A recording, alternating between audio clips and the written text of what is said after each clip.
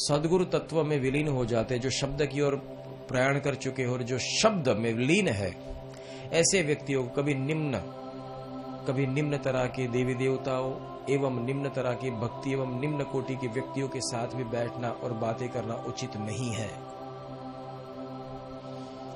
वरना तुम गिर सकते हो।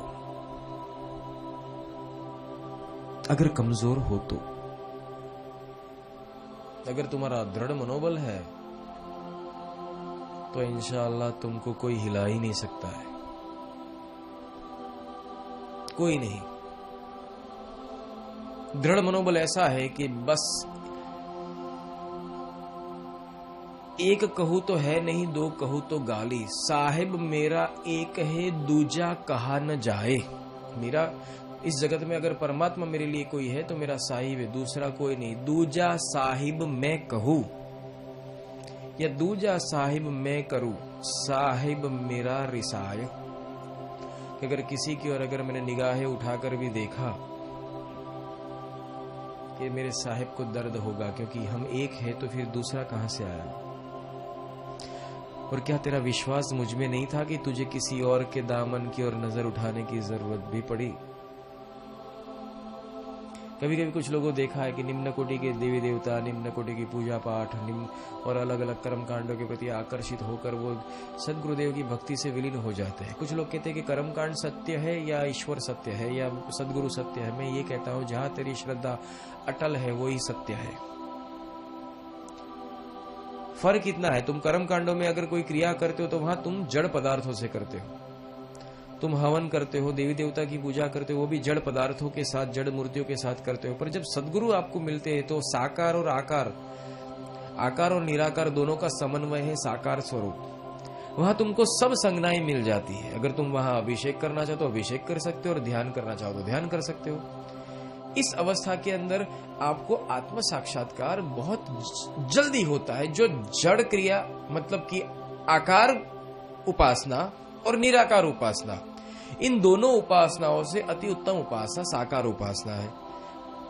परिभाषा एक है कि इन तीनों में सबसे स्पीडी है साकार पूजा, और उनमें भी वेवलेंथ अगर मिल गई तो कहा जाता है कोटि जन्म का पंथ था पल में पहुंचा जाए।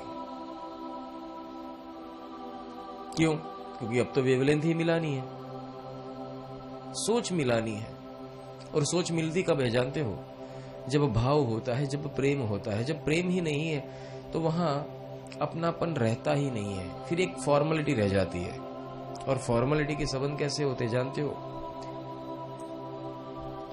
लोहार की धमनी होती है जो आग तो निकालती है पर उसके अंतर में प्राण नहीं होते। वो धबकती तो है पर अंदर प्राण नहीं है। इस तरह से संबंध तो है पर संज्ञा नहीं है, प्रेम तो है पर भाव नहीं है। और इस अवस्था के अंदर जब व्यक्ति जब तरबतर होता है, जीवन शुष्क हो जाता है, भक्ति शुष्क हो जाती है। और परमात्मा से जब तक मुलाकात नहीं होती है तब तक श्रद्धा नहीं होती है। और श्रद्धा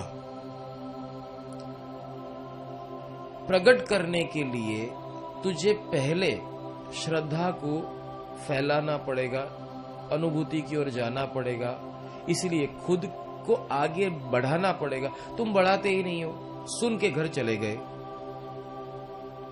कभी ढूंढने की कोशिश नहीं की। तुम्हारा कोई प्रिय पात्र हो, जैसे छोटा बच्चा हो, आपकी पत्नी हो, आपकी माँ हो, आपकी बहन हो, कहीं गुम हो जाए तो तुम किस तरह से उसको ढूंढते हो? जब तक वो घर ना आए तब तक तुम्हारे घर के अंदर दिवाली नहीं मनाई जाती। ये हादसे की तरह तुम रहते हो। क्या ये प्रभु के लिए हुआ क्या? ये अवस्था उन लोगों की थी जिन संतों ने प्रभु पाए।